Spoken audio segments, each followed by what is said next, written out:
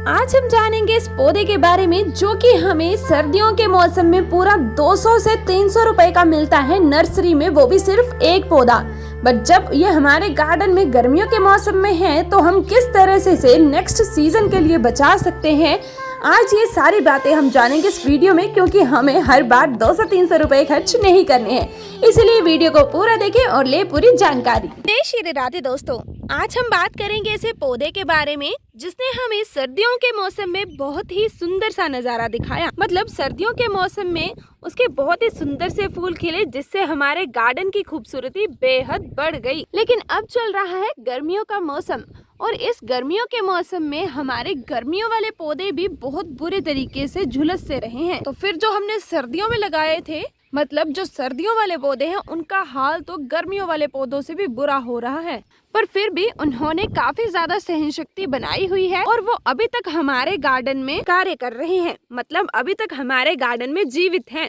तो मैं बात कर रही हूँ इस सुंदर से पौधे जिसे जाना जाता है क्लांचोय के नाम से। अभी रिसर्च करने पे पता चला है कि क्लांचोय जो है वो एक 12मासी पौधा है। ये गर्मियों के मौसम में भी खिल सकता है, बट इसके अनुकूल इसका टेम्परेचर भी होना चाहिए, जो कि हमारे यहाँ पे तो बिल्कुल भी नहीं है। और ना ही ये अभी खिल सकता है, जैसे कि अभी आप सभी देख भी रहे हैं, इसमें अभी एक भी फ्लावरिंग पॉइंट नहीं आया हुआ है। तो मुझे ये पता चल चुका है कि ये मेरे यहाँ पे सिर्फ विंटर्स में ही खिलेगा। और ये इतना ज्यादा सुंदर पौधा है, मतलब बहुत ही सुंदर से इसके फूल खिले थे। मैं यहाँ पे फोटो मेंशन कर देती हूँ, आप सभी भी देख लीजिए। तो मैं नहीं चाहती कि इस तपती धूप की वजह से ये मेरा पौधा डेड हो जाए। तो आज हम जानेंगे कि किस तरह से हम गर्मियों के मौसम में अपने क्लांचोय को नेक्स्ट सीजन के लिए, मतलब विंटर सीजन के लिए सेव करके रख सकते हैं। और खुशी की बात तो ये है कि ये पौधा कटिंग से भी लग जाता है। अगर एक भी पौधे को हमने गर्मियों के मौसम में बचा लिया तो नेक्स्ट सीजन में एक पौधे से ही हम अनेक पौधे तैयार कर सकते हैं। तो इससे ज्यादा खुशी की बात और क्या ही होगी। और इसके जो फूल होते हैं ना दोस्तों, वो 1-2 दिन के लिए नहीं, पूरे 2-3 हफ्तों के लिए खिलते हैं। मतलब अगर इसके फूल एक बार खिल गए तो वो इतने ज्यादा हार्ड होते हैं कि ना तो कड़ाके की ठंड का उस पर असर पड़ता है और ना ही किसी अन्य चीज का, और देखने में भी बहुत ज्यादा सुंदर लगते हैं। इस तरह से छतरी जैसी शेप बनाते हैं, मतलब गुच्छों में खिलते हैं इसके फूल। एक पॉइंट पे इस तरह से निकलेंगे और यहाँ पे गुच्छे बनाएंगे और बहुत ज्यादा सुंदर लगेंगे, जैसा अभी अपने पिक्चर में देखा। तो अभी मेरा तो बिल्कुल भी मन नहीं कर रहा है कि मैं इसे खो दूं, क्योंकि बहुत मुश्किल से ग्रो किया है मैंने इसे। नर्सरी में भी ये पौधा बहुत ज्यादा महंगा मिलता है दोस्तों। अगर आपके गार्डन में भी ये आ गया है ना कहीं से, तो इसे जाने मत देना।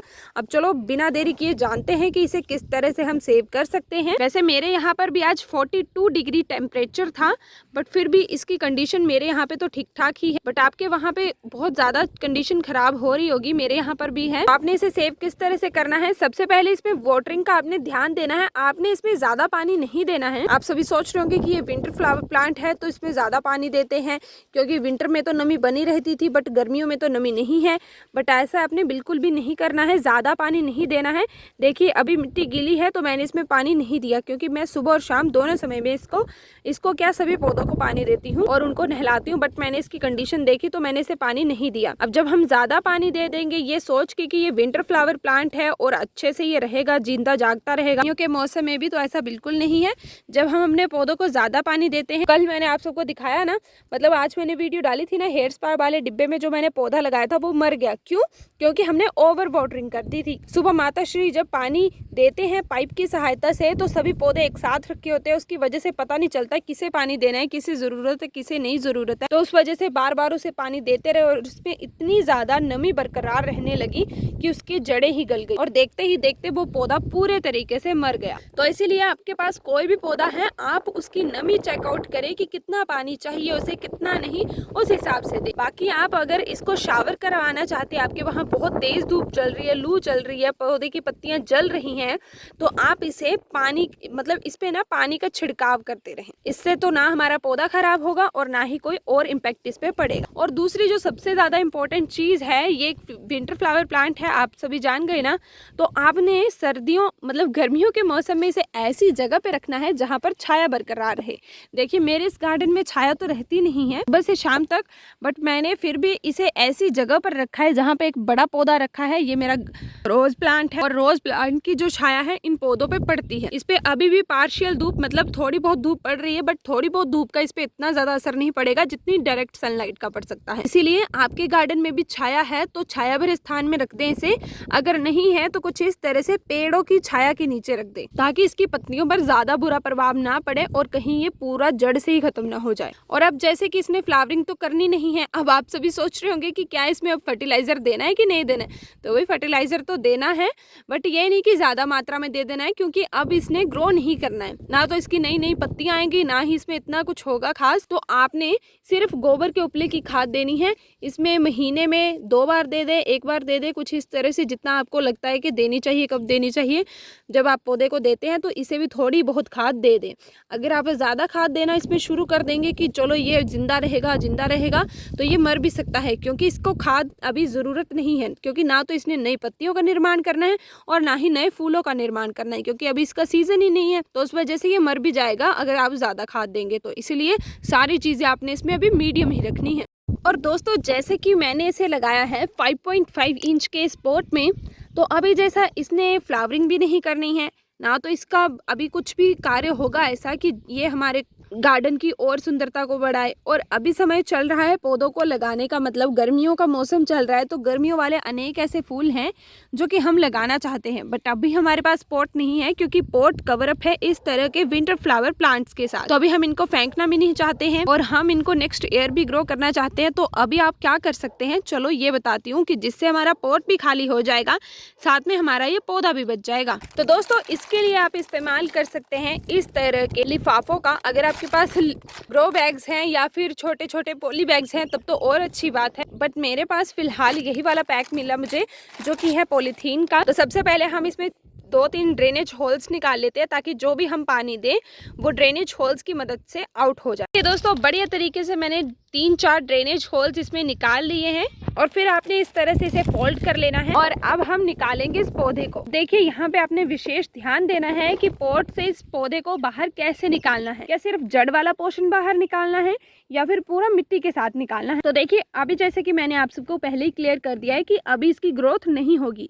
अगर हम इसे कटिंग के साथ निकाल देंगे या फिर सिर्फ जड़ ही निकालेंगे बाहर और इसकी पूरी मिट्टी नहीं निकालेंगे, तो ऐसा हो सकता है कि गर्मियों में शॉक में चले जाए कि मेरे साथ ये क्या हो गया, मेरी जड़ एकदम से कहाँ चली गई, मेरी जो मिट्टी थी जिसमें मेरी जड़ें फैली हुई थी वो कहाँ चली गई। ये इस सोच में मर भी सकता है। हाँ जी सही कह रही हूँ मैं। तो इसीलिए आपने क्या करना है, आपने अकेला पौधे को ही बाहर नहीं निकालना है, बल्कि पूरी मिट्टी के साथ ही इसकी जड़ों को बाहर निकाल देना है। तो इसे बाहर निकालने के लिए आप इसे 2-3 बार क्या 3-4 बार इस तरह से करते रहें।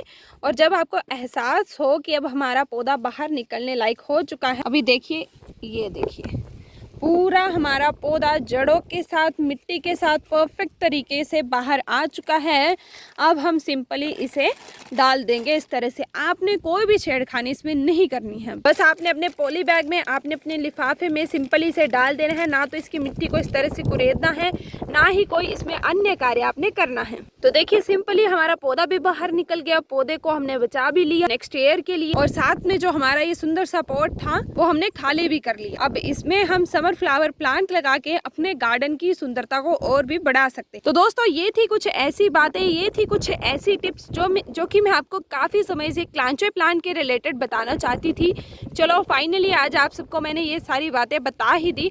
अगर मुझसे कोई भूल चूक हो गई हो तो वो आप कमेंट करके बता दें, क्योंकि साथ ही हाथ बढ़ाना। और अब आप इसने अब आपने इसे इसी स्थान पे रख दें, या फिर कोई अन्य छाया भरा स्थान है आपके गार्डन में तो वहाँ रख दें। मुझे तो ये पौधा काफी ज्यादा सुंदर लगता है, तो मैं इसे अपने गार्डन से जुदा नहीं करना चाहती हूँ, तो मैं इसे यहीं पे रख दूंगी जहाँ पर ये पहले भी था। तो दोस्तों मैंने तो आपको ये सिर्फ एक वैरायटी दिखाई अपने क्लांचोए की, क्योंकि क्लांचोए काफी सारी वैरायटीज का होता है, काफी सारे कलर्स का होता है। तो मेरे पास एक रेड कलर में है कुछ इस तरह की पत्तियों वाला, और दूसरा दिखाती हूँ। और एक क्लांचोए मेरे पास कुछ इस तरह का है। इस कंटेनर में काफी अच्छे से फल फूल भी रहा है। इस वाले एरिया में काफी अच्छी सनलाइट भी पड़ती है, थोड़ी सी यहाँ पे इन पौधों की छाया पड़ती है, जिस वजह से ये एकदम हष्ट पुष्ट है। देख सकते हैं आप सभी, इसकी पत्तियां भी एकदम मस्त तरीके से जी रही हैं, और मुझे लग रहा है कि इसे कोई भी तंगी नहीं है, इसीलिए मैं इसे इसी पॉट में रहने दूंगी। और इसके भी सेम उसी की तरह गुच्छों में फ्लावर्स खिलते हैं। और एक और क्लांचोए जो मेरे पास तीसरे नंबर पर है वो है ये वाला। ये है हमारा येलो कलर में, ये मैंने कटिंग लाई थी, मेरी मम्मी लाए थे ये कटिंग मेरी मासी जी के घर से, और इसे मैंने डेलिया की छत्र छाया में लगा दिया था। और अभी देखिए काफ़ी अच्छे से ये ग्रो भी हो गई है, और मुझे तो लग रहा है कि इसकी भी रूट्स निकल आई हैं, और अब इसे भी ज़रूरत नहीं है यहाँ से रिपोर्ट वगैरह कुछ भी करने की, क्योंकि इस पर ऑलरेडी यहाँ पे छाया बनी हुई है। तो ये भी एकदम सेफ है इस वाले पोर्शन। एक और मेरे पास क्लांचे है जो कि लगा है इस वाले पॉट में, और यहाँ पे भी मैंने कटिंग लगाई थी, और कटिंग काफ़ी अच्छे से ग्रो भी हो गई है। नेक्स्ट सीज़न में यहाँ पर भी सुंदर सा हमारा क्लांचोय तैयार हो जाएगा। और कुछ क्लांचोइज हमारे यहाँ पर भी हैं। देखिए यहाँ पे काफ़ी ज़्यादा धूप पड़ रही है, तो इसे मैं रिपोर्ट कर दूँगी यहाँ से निकाल के सेफ जगह पे इसे भी लगा दूंगी। देख सकते हैं यहाँ पे काफ़ी ज़्यादा सनलाइट पड़ती है, उसकी वजह से इसकी पत्तियाँ ब्राउनिश हो चुकी हैं और इस तरह से बर्न हो रही हैं। इसीलिए मैं आप सबको कह रही हूँ कि आप समय रहते इसे बचा लीजिए, क्योंकि पौधा बहुत ज़्यादा सुंदर है ये। और दोस्तों अब जल्दी से आप सभी कमेंट करके बता दीजिए कि ये क्लांचोय को सेव करने की ट्रिक आप सबको कैसी लगी, और आपके पास भी अगर क्लांचोय है तो अभी तक वो जिंदा है क्या? अगर जिंदा है तो जल्दी से उसमें कर लीजिए ये कार्य, ताकि आपको चाहिए, ताकि नेक्स्ट सीजन में भी वो आपको दमदार फ्लावरिंग दे सके। तो इसी के साथ मिलते हैं आप सभी को फिर नेक्स्ट वीडियो में। तब तक जय श्री राधे।